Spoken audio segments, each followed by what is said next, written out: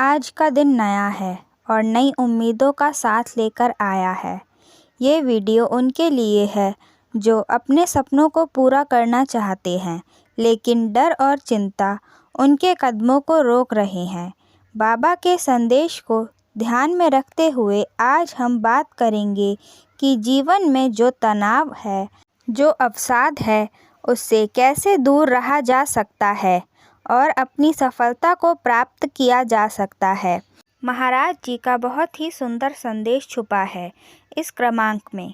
आइए बढ़ते हैं आज के इस दिव्य क्रमांक की ओर। महाराज जी कहते हैं, टेंशन यानी चिंता, अवसाद, यह एक ऐसी चीज़ है जो इंसान की ऊर्जा को खत्म कर देती है।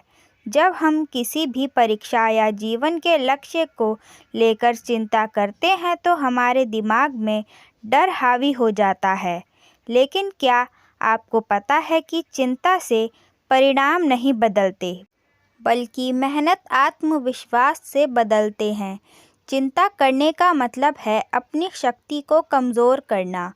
तो महाराज जी कहते हैं, सबसे पहला कदम है चिंता को पहचानें और खुद से उस चिंता को पूरी तरह से दूर करें।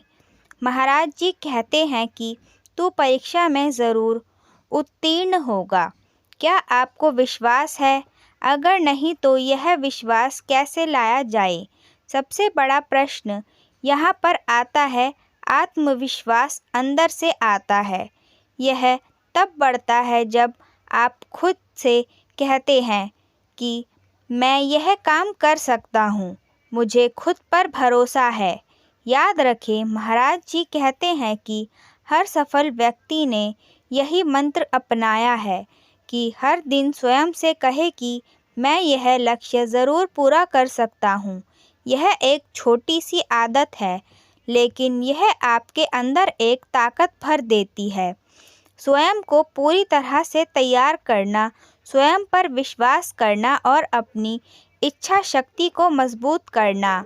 अब बात करते हैं सही योजना की। परीक्षा में पास होना केवल पढ़ाई का खेल नहीं है, यह सही रणनीति का भी सवाल है। सबसे पहले अपने समय को सही तरीके से बांटें। जीवन में जो भी आप करना चाहते हैं, जो भी आपका लक्ष्य है, चाहे वह कोई परीक्षा हो, चाहे कोई व्यवसाय में उन्नति की बात हो, जो भी काम आप करें उसके लिए सही योजनाबद्ध तरीके से अपने नियमों को अपनाएं। जब तक आप योजना सही नहीं बनाएंगे, तब तक आप जीवन में सफल होने का सोच भी नहीं सकते। कि आप एक नाव में सवार हैं, लेकिन आपको मंजिल नहीं पता और आप नदी में बहाव में बहते चले जा रहे हैं। तो ऐसा क्या आपको आपका लक्ष्य प्राप्त हो सकता है? क्या ऐसे आपको मंजिल मिल सकती है? तो इसीलिए आपको योजनाबद्ध तरीके से काम करना बहुत ज़रूरी होगा और आप देखेंगे कि जब इस तरीके से आप काम करेंगे तो हर एक लक्ष्य आपका ज़रूर पूरा होगा। बाबा का संदेश हमें याद दिलाता है कि सकारात्मक सोच से बड़ी कोई शक्ति नहीं। अगर हम खुद को बार बार नकारात्मक बातें कहेंगे तो हमारा दिमाग उसी पर विश्वास करने लग जाएगा। लेकिन अगर आप खुद से कहेंगे कि मैं मेहनती हूँ, मैं हर चुनौती का सामना कर सकता हूँ, तो दुनिया की कोई ताकत आपको हरा नहीं सकती। आपके विचार आपकी असली ताकत है। उन्हें हमेशा सकारात्मक रखना बहुत ज़रूरी है। बाबा का यह संदेश हमें यह भी बताता है कि हमारी मेहनत कभी बेकार नहीं जाती। परीक्षा सिर्फ एक पड़ाव नहीं है, ना कि आखिरी मंजिल। इसे कहा जा सकता है कि अगर आप असफल होते हैं तो केवल एक सीख है, ना कि अंत। हर बार गिरने के बाद उठने का साहस करना ही असली सफलता की सीख है। तो आज से तनाव अपने जीवन से निकाल दें। आप खुद पर भरोसा रखें कि आप पूरे दिल से मेहनत करेंगे और इस बात को स्मरण रखेंगे कि मेहनत ही आपके हाथ में है, उसका फल नहीं।